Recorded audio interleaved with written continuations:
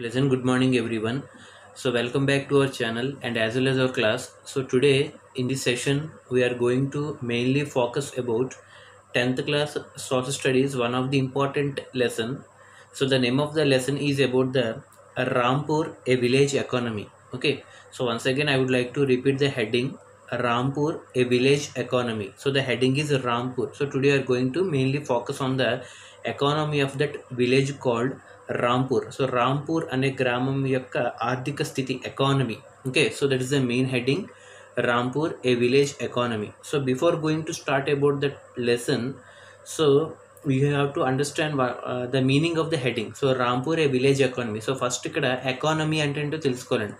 ఆ ఎకానమీ అంటే ఏంటో తెలుసుకున్న తర్వాత నెక్స్ట్ రాంపూర్ విలేజ్ లొకేషన్ ఎక్కడుంది, ఏ స్టేట్లో ఉంది, సో దాని యొక్క స్పెషల్ ఫీచర్స్ ఏంటి, సో అక్కడ ఉన్నటువంటి స్పెషాలిటీ ఏంటి, అక్కడ ఉన్నటువంటి పీపుల్ ఎలా ఉంటారు, సో అక్కడ ఏంటంటే ఆల్రౌండ్ డెవలప్మెంట్ ఎలా సాధించింది, ఎకానమీ ఎలా డెవలప్ అయింది, ఫార్మర్స్ ఎలా ఉంటారు, సో ఇవన్నీ కూడా మనకి ఆటోమేటిక్గా రాంపూర్లోకి ఎంటర్ అయిన తర్వాత అర్థమవుతుంది. So first of all we need to concentrate on the word of economy. So జనరల్గా ఎకానమీ అంటే దాన్ని మనం ఆర్థిక వ్యవస్థ అని చెప్తూ ఉంటాం. సో జనరల్గా దేశానికైనా పట్టణానికైనా రాష్ట్రానికైనా దేనికైనా సరే ఎకానమీ అనేది mainly it will be developed through production. So జనరల్గా ప్రొడక్షన్ జరిగితే ఎకనామికల్ రేట్ అంటే ఎకానమీ పర్సంటేజ్ అనేది బాగుంటుందండి. So first of all economy is nothing but it is related to increase in the activity of production. So అటువంటి production జరగాలి అంటే ఖచ్చితంగా మనకి ప్రొడక్షన్ అంటే మనకి ఉత్పత్తి అని చెప్తాం. సో ప్రొడక్షన్ అంటే అక్కడ ఏంటి, ఉత్పత్తి. సో ఉత్పత్తి అనేది దేనికైతే బాగుంటుందో ఖచ్చితంగా రాష్ట్రానికి కానీ దేశానికి కానీ ఎకనామికల్ రేట్ అనేది బాగుంటుందండి. So first of all we have to understand what is the meaning of production.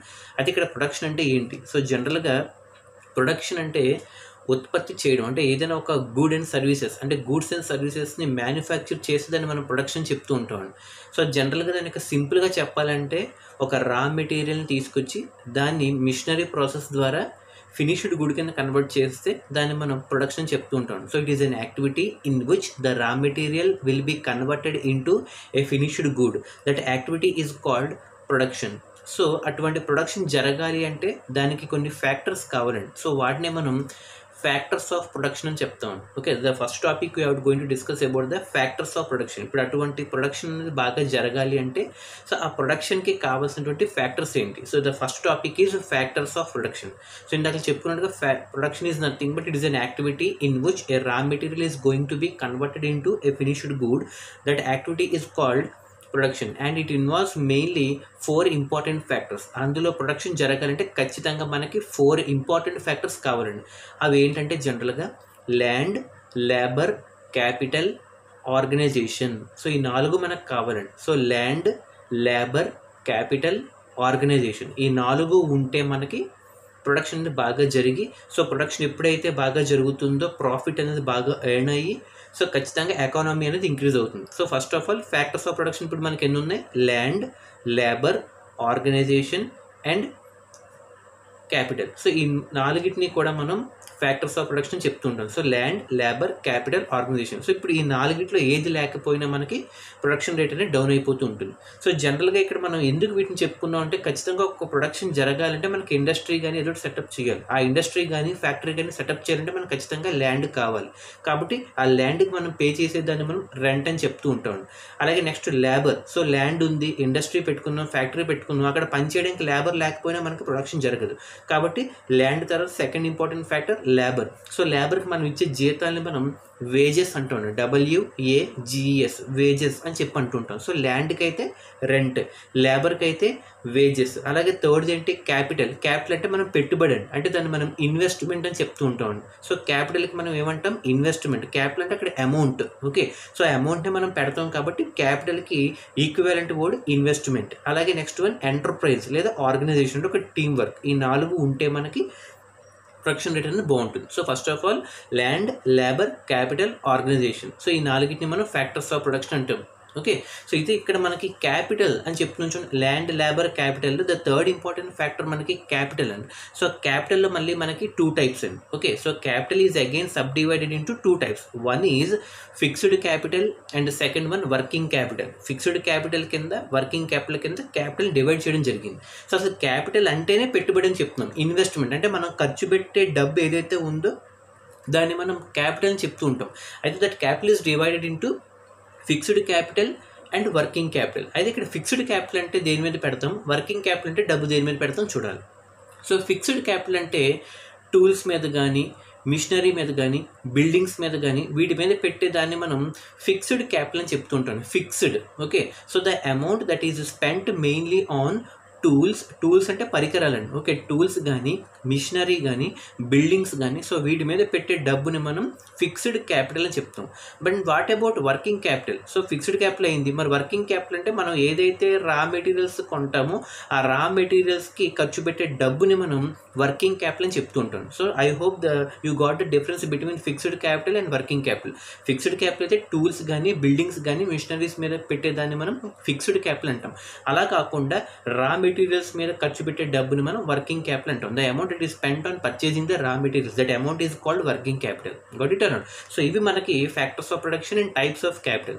So ఇప్పుడు నెక్స్ట్ లెసన్లోకి ఎంటర్ అయితే రాంపూర్ అని చెప్తాం, అవునా కదా? So first of all you have to know location of Rampur. అసలు రాంపూర్ ఎక్కడ ఉంది? So Rampur is mainly located in the fertile alluvial plains in the state of Uttar Pradesh. ఉత్తరప్రదేశ్లో ఫెర్టైల్ అల్యూవియల్ ప్లేన్స్. సో మీకు ఈ టాపిక్ మీకు ఫస్ట్ యూనిట్ ఫిజియోగ్రాఫిక్ డివిజన్స్ చెప్పినప్పుడు Indo Gangetic ప్లేన్లో మనం చెప్పుకున్నామండి. అల్యూవియం డిపాజిషన్స్ ఎక్కువగా ఉంటాయి, నార్థన్ ప్లేన్స్ బాగా స్ట్రెచ్ అయ్యాయని చెప్పుకున్నాం.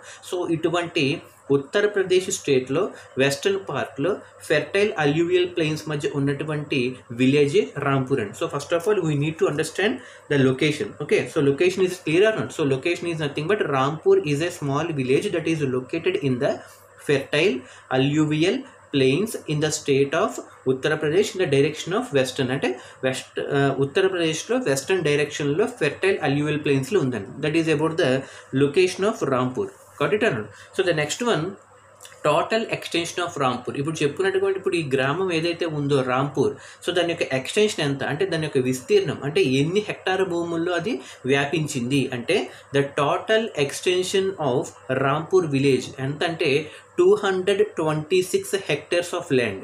226 హెక్టార్ల భూముల్లో విస్తరించి ఉందండి. Okay. So what is the total extension అంటే 226 హెక్టార్స్ అండి. హెక్టార్స్లో ఎక్స్టెండ్ అయింది. ఓకే. సో ఈ 226 హెక్టార్స్లో ఇక్కడ ఉన్నటువంటి స్పెషాలిటీ ఏంటంటే 226 హెక్టార్స్లో 200 హెక్టార్స్ అనేది కంప్లీట్గా ఫార్మింగ్కే ఉపయోగిస్తారండి. ఓకే. సో ఇప్పుడు మనం ఏదైతే ల్యాండ్ చెప్పుకున్నాం అంటే రాంపూర్ యొక్క టోటల్ ఎక్స్టెండ్ అయినటువంటి ల్యాండ్ 226 హెక్టార్స్. ఆ 226 హెక్టార్స్లో 200 హెక్టార్స్ ఆఫ్ ల్యాండ్ కంప్లీట్గా రాంపూర్ వాళ్ళు ఫార్మింగ్కి ఉపయోగిస్తారు. అండ్ రిమైనింగ్ 26 హెక్టార్స్ ఏదైతే ఉందో దాన్ని నాన్ ఫార్మింగ్ యాక్టివిటీస్కి ఉపయోగిస్తారు. So this is the one of the important special feature. Got it అన్నాడు. సో ఇప్పుడు మీరు జాగ్రత్తగా అబ్జర్వ్ చేస్తే 226 హెక్టార్స్లో 200 హెక్టార్స్ కంప్లీట్గా ఫార్మింగ్కి వాడుతున్నారు, అంటే 26 హెక్టార్స్ ఏమో నాన్ ఫార్మింగ్ వాడుతున్నారు. సో ఇట్ మీన్ దట్ అక్కడ ఏ ల్యాండ్ కూడా అక్కడ వేస్టేజ్ జరగట్లే, అవునా కదా? సో ఇది కూడా మనం ఐడెంటిఫై చేయొచ్చు. So one of the important interesting aspect of Rampur village is out of 226 hectares the total hectares of land has been completely used and there is no land that is left ideal in the village of Rampur. రాంపూర్లో ఏ land కూడా ఐడియల్గా ఖాళీగా left అవ్వాలి, ఎందుకంటే ఉన్నటువంటి total 226 హెక్టార్స్ని వాళ్ళు కంప్లీట్గా యూటిలైజ్ చేసుకున్నారు. ఎలాగంటే 200 హెక్టార్స్ ఏమో ఫార్మింగ్కి, 26 హెక్టార్స్ ఏమో నాన్ ఫార్మింగ్కి వాడుతున్నారు. కాబట్టి interesting aspect is no land is left ideal in the village of the Rampur. And దాంతోపాటు ఇంకొక ఇంట్రెస్టింగ్ ఆస్పెక్ట్ ఏంటి, ఫార్మింగ్కి ఎంతైతే ఇంపార్టెన్స్ ఇస్తున్నారో నాన్ ఫార్మింగ్ యాక్టివిటీస్ కూడా డెవలప్ అయ్యాయి. సో ఇది కూడా మనం గమనించాలి, ఎందుకంటే కంప్లీట్గా 226 హెక్టార్స్ ఫార్మింగ్కి ఇవ్వాలి. సో 200 హెక్టార్స్ ఫార్మింగ్కి ఇచ్చి 26 నాన్ ఫార్మింగ్ ఇచ్చారంటే along with farming non farming activities also developed in the village of Rampur. ఇది కూడా మనం గమనించాలండి. గొట్టను. So that is about the total extension of Rampur. 226 hectares అండి. 226లో 200 హెక్టార్స్ ఏమో ఫార్మింగ్, 26 ఏమో నాన్ ఫార్మింగ్. అయితే ఇప్పుడు నాన్ ఫార్మింగ్ ఎగ్జాంపుల్ ఏంటి? ఇప్పుడు చెప్పుకున్న 26 హెక్టార్స్ అనేది నాన్ ఫార్మింగ్కి వాడుతారని చెప్తున్నాం. మరి ఆ నాన్ ఫార్మింగ్ యాక్టివిటీస్కి ఎగ్జాంపుల్స్ ఏంటి అంటే వేటికి ఉపయోగిస్తారంటే, నాన్ ఫార్మింగ్ అంటే ఏంటి, వ్యవసాయం కాకుండా అంటే భూమిని సాగు చేయకుండా remaining activities like basket making, bricks making, carpentry, milk dairy maintenance, small scale business and అలాగే జనరల్ స్టోర్స్ రన్ చేయడం, ఇటువంటివన్నీ కూడా మనకి నాన్ ఫార్మింగ్. ఎందుకంటే ఇందులో ఎక్కడ కూడా మనకి వ్యవసాయం ఇన్వాల్వ్ చేయట్లేదు, అవునా కదా? సో ఈ 26 26 hectares ఆఫ్ ల్యాండ్ అన్నది నాన్ ఫార్మింగ్ యాక్టివిటీస్ లైక్ ఏంటి ఎగ్జాంపుల్స్ ఇప్పుడే చెప్పుకున్నాం. ఓకే, బాస్కెట్ మేకింగ్, బుట్టలు తయారు చేస్తూ ఉంటారు అవునా కదా. So basket making, bricks making, carpentry, milk dairy maintenance, అలాగే general shop maintenance, small scale business, ఇవన్నీ కూడా apart from farming non farming యాక్టివిటీస్కి ఎగ్జాంపుల్స్ అండి. గట్ ఇట్ అండి, చెప్పుకున్నాం కదా. నీ నాన్ ఫార్మింగ్ అంటే 26 hectares, ఫార్మింగ్ అయితే 200 hectares. గట్ ఇట్ అండి. So the next one is about the nearest town and nearest market to Rampur. ఈ విలేజ్ ఏదైతే ఉందో రాంపూర్కి, దాని దగ్గరలో ఉన్నటువంటి నియరెస్ట్ టౌన్ ఏది, అలాగే దానికి దగ్గరలో ఉన్నటువంటి నియరెస్ట్ మార్కెట్. నియరెస్ట్ మార్కెట్ అంటే మనం చెప్తూ ఉంటాం, మన గ్రామానికి దగ్గరలో ఏదో ఒక సంత మార్కెట్ జరుగుతుంటుంది, వీక్లీ వన్స్ సంత జరుగుతుంటుంది, అందరూ అక్కడికి వెళ్ళి కొనుక్కుని వస్తూ ఉంటారు అవునా కదా. సో దాన్ని మనం వీక్లీ మార్కెట్ అని చెప్తూ ఉంటాం. అలాగా ఈ రాంపూర్కి దగ్గరలో ఉన్నటువంటి టౌన్ ఏది, అలాగే దగ్గరలో ఉన్నటువంటి నియరెస్ట్ మార్కెట్ ఏదో చూడాలి. ఓకే, అయితే ఇక్కడ రాంపూర్కి నియరెస్ట్ టౌన్ వచ్చి జహంగీరాబాద్ అండి. Very very important. The nearest town to Rampur is Jahangirabad. Okay, Jahangirabad is the nearest town to Rampur, and as well as the nearest market center to Rampur is Raiganj. Raiganj అనే ఒక village market అనేది దాని యొక్క nearest market to Rampur. Raiganj, RAIGANJ and Raiganj. Raiganj is the nearest market to Rampur, and whereas Jahangirabad is the nearest town to Rampur. Got it or not? This is the nearest town and nearest market to Rampur. So the next one about education and medical facilities of Rampur. అయితే ఇప్పటి వరకు మనం చెప్పుకున్నాం, extension చెప్పుకున్నాం, farming and non farming చెప్పుకుంటూ వచ్చాం, అలాగే next nearest town and market గురించి చెప్పుకుంటూ వచ్చాం. ఇప్పుడు మనం చెప్పుకోబోయేది about education and medical facilities. So రాంపూర్లో ఏ విధంగా ఎడ్యుకేషన్ డెవలప్ అవుతుంది అంటే, I mean regarding the schools, and అలాగే మెడికల్ ఫెసిలిటీస్ అంటే regarding the hospitals. So first of all education facility point of వ్యూలో చూసుకుంటే, సో రాంపూర్లో 1 high school with 2 primary schools ఉంటాయి. So those are under the government control. Okay, so 1 high school, okay, and 2 primary schools. అంటే education point of వ్యూలో చూసుకుంటే Rampur is having 1 high school with 2 primary school. And coming to medical facilities, Rampur is having 1 PHC, okay, ప్రాథమిక ఆరోగ్య కేంద్రం, primary health care centre అని చెప్తూ ఉంటారు అవునా కదా. So 1 PHC and 1 private dispensary అంటే ప్రైవేట్ హాస్పిటల్ అండి. Okay, 1 private dispensary and 1 PHC. So these are 2 are the important medical facilities that are available in the village of Rampur.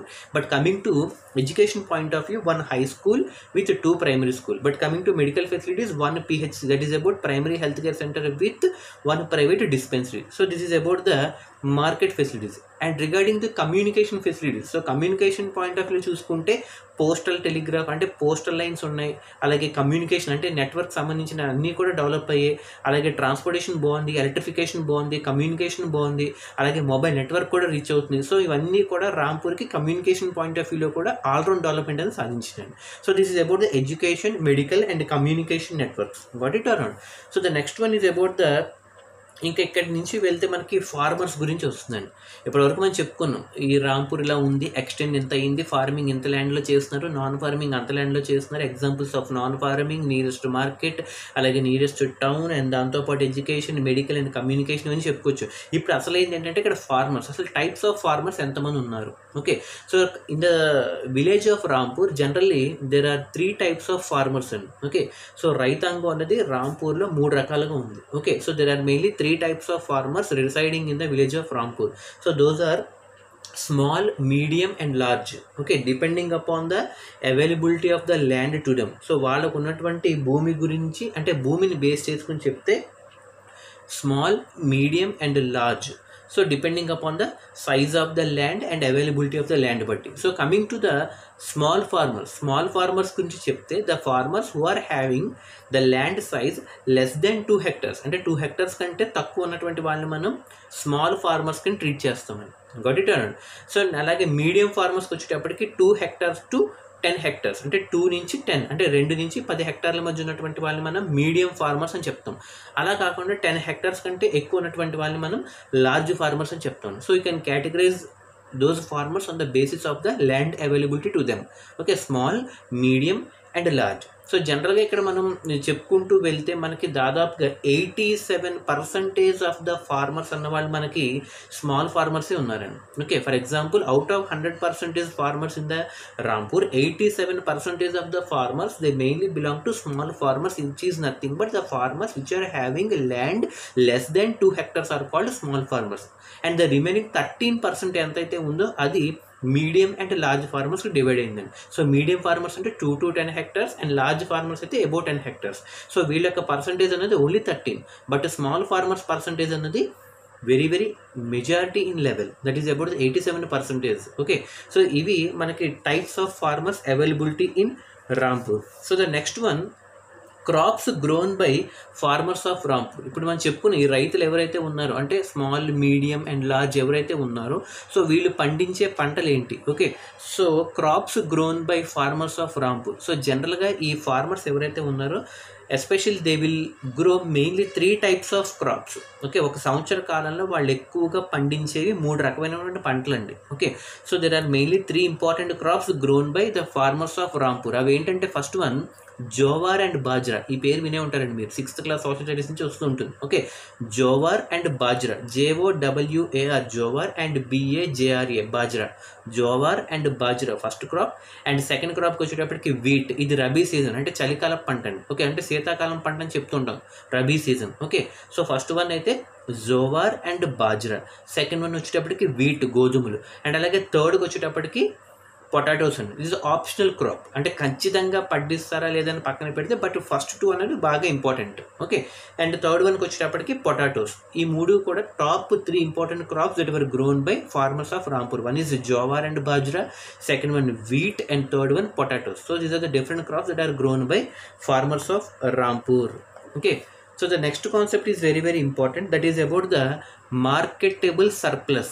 Okay, very very important question andi. So the next topic is about the marketable surplus. Surplus and oka word vinabadu, marketable surplus, SURPLUS, surplus. Surplus అంటే మనకి ఎక్స్ట్రాగా ఉందని అర్థం, అంటే ఉన్నదానికంటే కొంచెం ఎక్కువగా ఉంటుందని మనం సర్ప్లస్ అంటే ఎక్సెస్ లేదా ఎక్స్ట్రా అని చెప్తుంటాం. అలాగే ఇక్కడ మార్కెటబుల్ సర్ప్లస్ అంటే ఏంటి అని చెప్పి మనకి 1 mark క్వశ్చన్లు అడిగే ఛాన్స్ ఉంటుందండి. Okay, define marketable surplus. అసలు మార్కెటబుల్ సర్ప్లస్ అంటే నేను ఒక చిన్న లైవ్ ఎగ్జాంపుల్ ఎలా వెళ్తారంటే, జనరల్గా ఒక ఫార్మర్ అని చెప్పుకుని small, medium and large farmers ఉంటారని చెప్పాం.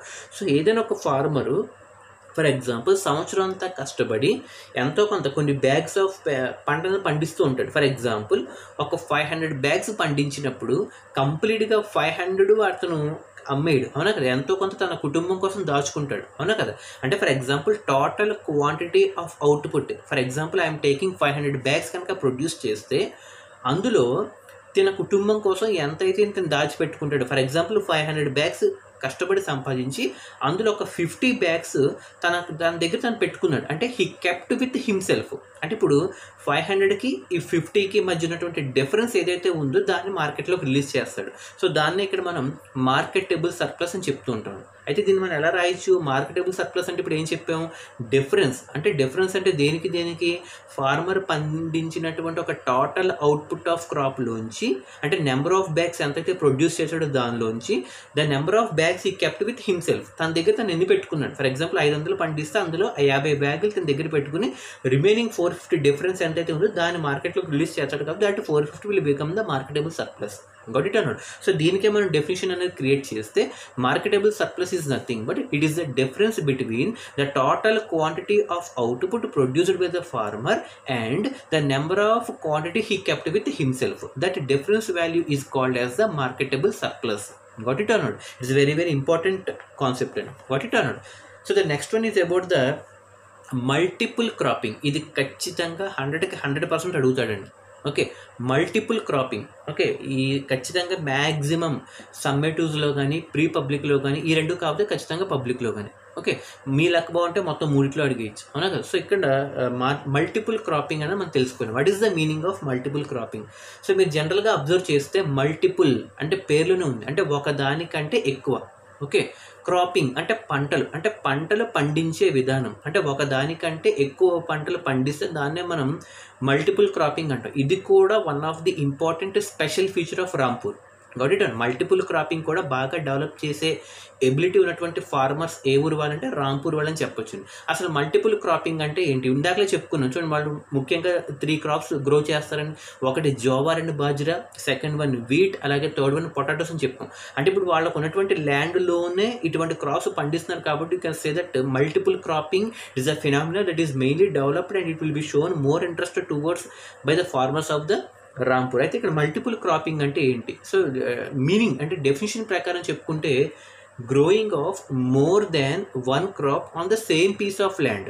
గాట్ ఇట్ అన్నాడు. సో ఒకే సేమ్ పీస్ ఆఫ్ ల్యాండ్ మీద ఒక పంట కంటే ఎక్కువగా పండిస్తే దాన్ని మనం మల్టిపుల్ క్రాపింగ్ అని చెప్తాం. It is one of the important aspect that is developed or practised by the farmers of Rampur. Got it అన్నాడు. సో మల్టిపుల్ క్రాపింగ్కి డెఫినేషన్ ఏమని చెప్పొచ్చు అండి? Growing of more than one crop, అంటే ఒక క్రాప్ కంటే ఎక్కువ. ఇందాక చెప్పుకుని 3 క్రాప్స్ అని అవునా కదా, అలాగే growing of more than one crop on the same piece of land. వాళ్ళకు ఉన్నటువంటి ల్యాండ్ అవైలబిలిటీలోనే ఒక పంట కంటే ఎక్కువ పండిస్తే దాన్ని మనం మల్టిపుల్ క్రాపింగ్ ఫినామినా అంటాం. So it is one of the important interesting feature of Rampur. Got it అన్నాడు. సో ద నెక్స్ట్ వన్, ఇటువంటి పంటలు పండాలంటే ఖచ్చితంగా ఇరిగేషన్ ఫెసిలిటీస్ బాగుండాలండి. ఓకే, అంటే నీటిని సాగు చేయడం, అంటే ఆ నేలకు రీచ్ అవ్వడం, అలాగే ఖచ్చితంగా వాళ్ళకు ఉన్నటువంటి వాటర్ సప్లైని బేస్ చేసుకుని అది ఖచ్చితంగా పంట పొలాలకు రీచ్ అవ్వడం. సో ఇటువంటివన్నీ కూడా మనకి ఇరిగేషన్ ఫెసిలిటీస్ అంటాం. అలాగే నెక్స్ట్ టాపిక్ వచ్చి డిఫరెంట్ మెథడ్స్ ఆఫ్ ఇరిగేషన్. అంటే ఈ రాంపూర్లో ఉన్నటువంటి ఫార్మర్స్ 75% ఆఫ్ ద ఫార్మర్స్ కంప్లీట్గా depend on the farming only. 75% దేని మీద డిపెండ్ అవుతారంటే కంప్లీట్గా ఫార్మింగ్ మీదే, అండ్ రిమైనింగ్ 25 వచ్చి నాన్ ఫార్మింగ్. Got it. అయితే ఇక్కడ ఇరిగేషన్ ఏ విధంగా చేయొచ్చు అంటే రాంపూర్లో ఆల్రెడీ మనం చెప్పుకున్నాం, ఫెర్టైల్ అల్యూవియల్ ప్లెయిన్స్లో ఉంది ఉత్తరప్రదేశ్లో వెస్టర్న్ భాగం. అంటే పేరునే మనం చెప్తున్నాం అల్యూవియల్ ప్లెయిన్స్ అని చెప్తున్నాం. అల్యూవియల్ ప్లెయిన్స్ అంటే ఖచ్చితంగా ఇరిగేషన్ ఫెసిలిటీస్ బాగుంటాయి. బాగుందంటే ఖచ్చితంగా ఏ రకమైన ఇరిగేషన్ ఫెసిలిటీ చేసినా కూడా బాగుంటుంది. అయితే ఇక్కడ అటువంటి డిఫరెంట్ ఎగ్జాంపుల్స్ ఏంటంటే, ఒకటి కెనాల్స్, కాలువ ద్వారా చేయొచ్చు. ట్యూబ్ వెల్స్, అంటే ట్యూబ్ వెల్స్ వేసుకోవచ్చు. అలాగే ట్యాంక్స్ ద్వారా చేయొచ్చు, చెరువులు, అవునా కదా, లేదా రెయిన్ వాటర్ మీదనే డిపెండ్ అవ్వచ్చు. So these are the different methods of irrigations. What it either canals కానీ, ట్యూబ్ వెల్స్ కానీ, ట్యాంక్స్ కానీ, or depending on the rainfall బట్టి. ఈ 4 మీద బేస్ చేసుకుని మనం డిఫరెంట్ మెథడ్స్ ఆఫ్ ఇరిగేషన్స్ అని చెప్తూ ఉంటాం. గాట్ ఇట్ అన్నాడు. And the next one very very important, and ఇప్పటివరకు ఆల్రెడీ మనం కవర్ చేస్తామండి. What are the special interesting features of Rampur which do you like most అని చెప్పి అడుగుతూ ఉంటాడు. సో రాంపూర్లో ఉన్నట్టు, అంటే ఇప్పటివరకు మీరు లెసన్ అనేది మీకు బాగా అర్థమైతే ఈ క్వశ్చన్ మీరు రాయొచ్చాను. సో రాంపూర్లో ఉన్నటువంటి మోస్ట్ ఇంపార్టెంట్ ఇంట్రెస్టింగ్ ఫీచర్ ఏంటి, మీకు నచ్చినటువంటి ఐడియల్ ఫీచర్స్ ఏమున్నాయి, special important features of Rampur మీకు ఏ విధంగా నచ్చింది, ఏ ఫీచర్స్ బేస్ చేసి మీరు చెప్తారని చెప్పి అడుగుతూ ఉంటాడు 2 మార్క్స్కి. ఓకే, వాట్ ఇంపార్టెంట్ ఆస్పెక్ట్స్ లేదా special interest which you would like mostly in the village of Rampur అని చెప్పి అడుగుతూ ఉంటాడు. సో ఇప్పుడు చెప్పుకున్నట్టుగా ఇప్పుడు మనం ఓవరాల్గా అబ్జర్వ్ చేస్తే రాంపూర్లో మనకు నచ్చినవి ఏమున్నాయండి? First one, total 226 hectares of ల్యాండ్లో ఫస్ట్ పాయింట్ ఏం చెప్పుకున్నాం, no land is left ideal in the village of Rampur. ఏ ల్యాండ్ కూడా ఖాళీగా లేదు. అవుట్ ఆఫ్ 226 యూజ్ చేసుకున్నారు, అవునా కదా, అంటే no land is left ideal in the village of Rampur అని చెప్పొచ్చు. అలాగే second point, along with farming non farming activities also were given importance in the village of Rampur. ఫార్మింగ్తో పాటు నాన్ ఫార్మింగ్కి ఇంపార్టెన్స్ ఇచ్చారు, అది కూడా రాయొచ్చు. అలాగే third one, farmers of Rampur especially they develop the phenomena of multiple cropping. Multiple cropping కూడా బాగా ప్రాక్టీస్ చేస్తారు, అవునా కదా, అంటే growing of more then one crop on the same piece of land. So ఈ మూడింటిని కలిపి మనం స్పెషల్ ఐడియల్ ఫీచర్స్ ఆఫ్ రాంపూర్లో చెప్పుకోవచ్చు అండి. వాట్ ఇట్ అన్నాడు. So this is the main important topic. Okay, which important aspects features which do you like most in the village of Rampur and. So అలాగే next one about types of capital, నాకు చెప్పుకున్నాం fixed capital and working capital. And last topic వచ్చేటప్పటికి is very very important, please pay your attention. Within 2 minutes I would like to conclude that one. So ఇప్పుడు చెప్పుకున్నాం చూడండి, మనం ఈ types of farmers small, medium and large farmers ఉంటారని చెప్పుకున్నాం. అంటే మనకి స్మాల్ ఫార్మర్స్ అంటే less than 2 hectares of land ఉన్న వాళ్ళు స్మాల్, 2 to 10 ఉన్న వాళ్ళు medium, and greater than 10 hectares of land ఉన్న వాళ్ళు లార్జ్ ఫార్మర్స్ అవుతారు. అయితే ఇప్పుడు వీళ్ళు చూసుకుంటే స్మాల్ ఫార్మర్స్ యొక్క పర్సంటేజ్ ఎక్కువ ఉంది. అంటే చెప్పుకున్నాం 87% స్మాల్ ఫార్మర్స్ ఉన్నారు, అండ్ రిమైనింగ్ 13% వచ్చి మనకి మీడియం అండ్ లార్జ్ ఫార్మర్స్ ఉన్నారు. అయితే దీన్ని బట్టి మనకి ఏమర్థమైంది, స్మాల్ ఫార్మర్స్ అన్న వాళ్ళ దగ్గర చాలా తక్కువ భూమి ఉంది కాబట్టి వాళ్ళు ఖచ్చితంగా ఎవరి దగ్గరైనా వాళ్ళు ఖచ్చితంగా పని చేయాలి, అవునా కదా. పని చేసినప్పుడు వాళ్ళకి డైలీ అంటే కూలీ కింద అంటుంటారు చూడండి, వ్యవసాయ కూలీ. సో వాళ్ళు ఒకరి కింద పని చేస్తూ వాళ్ళు ప్రతిరోజు వాళ్ళు వర్క్కి వెళ్తూ వాళ్ళు ఎంతో కొంత సంపాదించుకుంటూ ఉంటారు. అలాగే ఇక్కడ నెక్స్ట్ క్వశ్చన్ ఇక్కడ ఏంటంటే, why, listen carefully, very very important question, why the farmers of Rampur are paid very very less wages? అంటే వాళ్ళు పనిచేసినా కూడా తక్కువ వేజెస్కి ఎందుకు పనిచేస్తారు అన్నది ఇక్కడ very very important question. Why the farmers of Rampur were paid very less wages than the minimum wages? వాళ్ళకి వెళ్ళాల్సినటువంటి మినిమం వేజెస్ కంటే తక్కువ వేజెస్కి ఎందుకు పనిచేస్తారు అన్నది మనకు తెలియాలండి. మినిమం వేజ్ అంటే గవర్నమెంట్ పెట్టేది, అంటే ప్రతిరోజు పనిలోకి వెళ్తే గవర్నమెంట్ ఒక కూలీ పెడుతుందండి, అంటే 300 లేదా 600 ఎంతో కొంత పెడుతుంది, లేదా ఎక్కువ మంది ఉంటే కనుక తగ్గించేస్తుంది బాగా, ఎందుకంటే వాళ్ళకి వీళ్ళకి కాంపిటీషన్ పెరిగిపోతుంది కాబట్టి. అంటే గవర్నమెంట్ రోజు వాళ్ళకి కూలీ ఎంతో చెప్తుంది, 60 రూపాయలు ఎంతో చెప్తుందండి, అంటే ఏమన్నా రఫ్గా చెప్తున్నాం. అంటే ఒక రోజు కనుక ఈ ఫార్మర్స్ కూలీకి వెళ్తే వాళ్ళకి ఒక 60 రూపాయలు అనేది వస్తుంది, అంటే గవర్నమెంట్ పెట్టినటువంటి ఒక మినిమం వేజ్. కానీ ఇక్కడ మనం ఏం చెప్పుకున్నాం, 75% ఆఫ్ ద ఫార్మర్స్ అన్న వాళ్ళు ఖచ్చితంగా స్మాల్ ఫార్మర్స్ ఉన్నారు. కాబట్టి 75% ఆఫ్ ఫార్మర్స్కి వర్క్ ఇవ్వడం చాలా కష్టం, అవునా కదా? అంటే 25, అంటే ఫర్ ఎగ్జాంపుల్ ఈ 75% ఎంతైతే ఉందో వీళ్ళందరికీ కూడా పని చెప్పాలంటే చాలా కష్టం. కాబట్టి వాళ్ళు ఇవ్వాల్సిన 60 రూపాయల కంటే మినిమం తక్కువ వేజెస్. ఫర్ ఎగ్జాంపుల్ గవర్నమెంట్ 60 రూపాయలు ఇవ్వమని చెప్తే ఆ పని అప్పు చెప్పేవాడే 30కో 40కో బేరం ఆడతారు. ఆ 30-40 రూపాయలకు కూడా ఖచ్చితంగా కాంపిటీషన్ పెరుగుతుంది. ఎందుకు కాంపిటీషన్ పెరుగుతుందంటే మెజారిటీ ఆఫ్ ద ఫార్మర్స్ మనకి స్మాల్ ఫార్మర్సే ఉన్నారు, కాబట్టి వాళ్ళల్లో వాళ్ళకి కాంపిటీషన్ అనేది ఉంటుందండి. సో వాళ్ళు 60 రూపాయలే కాదు 30 రూపాయలు ఇస్తున్నా కూడా ఖచ్చితంగా వస్తారు, ఎందుకంటే వాళ్ళకి ఆ రోజు గడవాలి, వాళ్ళ కుటుంబాన్ని పోషించుకోవాలి, పిల్లల్ని లాక్కు రావాలి, సో వాళ్ళ కడుపు నిండాలి. కాబట్టి ఈ 60 రూపాయలు అనేది మినిమం గవర్నమెంట్ పెడితే ఆ పెట్టిన దానికంటే తక్కువ వేజెస్కైనా వీళ్ళు రెడీ అయిపోతారు పని చేయడానికి, ఎందుకంటే ఆ రోజు కనుక పనిపోతే వాళ్ళకి ఆ ఫ్యామిలీని పోషించడం చాలా ఇబ్బంది అవుతుంది. కాబట్టి the farmers were allowed to work for the minimum wages. Okay, వాళ్ళు తక్కువ వేజెస్ కంటే తక్కువ, అంటే గవర్నమెంట్ పెట్టినటువంటి మినిమం వేజెస్ కంటే తక్కువ స్థాయిలో కూడా పనిచేయడానికి వాళ్ళు రెడీగా ఉంటారు. ఎందుకంటే ఇప్పుడు చెప్పుకున్నట్టుగా there is a stiff competition. అంటే ఒక ఫార్మర్కి ఇంకో ఫార్మర్, అంటే వాడికి ఇష్టం లేదనుకోండి ఇంకో ఫార్మర్ వచ్చేస్తాడు. అంటే ఫర్ ఎగ్జాంపుల్ 60 రూపాయలు ఇవ్వనున్నారు, ఈ 40 రూపాయలకి ఎంతకో వాళ్ళు పని బేరం ఆడితే వీడు 40 రూపాయలకు ఒప్పుకోలేదు అనుకోండి, నష్టపోయేది ఎవరు? వీడే నష్టపోతాడు, ఇంకో ఫార్మర్ వస్తాడు, అలాగే ఇతను కూడా వెళ్ళిపోతే ఇంకోటి వస్తాడు. అంటే వీళ్ళకి మధ్య కాంపిటీషన్, అంటే 40 రూపాయలైనా సరే వచ్చిందిరా బాబు అని చెప్పి సాటిస్ఫై అవుతారు. అంటే because of stiff competition between the farmers, these farmers will decide to work for less than the minimum wages. Minimum wages అంటే గవర్నమెంట్ పెట్టే 60 రూపాయల కంటే ఇంకా తక్కువ పనిచేయడం కూడా ఒప్పుకుంటారు. ఎందుకంటే ఇదే కారణం అండి, బికాస్ ఆఫ్ స్టిఫ్ కాంపిటీషన్. ఈ వర్డ్ మనం ఇంక్లూడ్ చేయాలండి. Okay, so because of the stiff competition between the farmers of the Rampur, because these farmers are nothing but small farmers which are majority in number, they will allow to work for less than a minimum wages because of a stiff competition that is existing between them. Got it or not? So this is about the important concept of Rampur, a village economy. Okay, so in the next class we shall focus about the people and migration and people and settlement. Okay, so until then, have a nice day, take care, stay home, stay safe.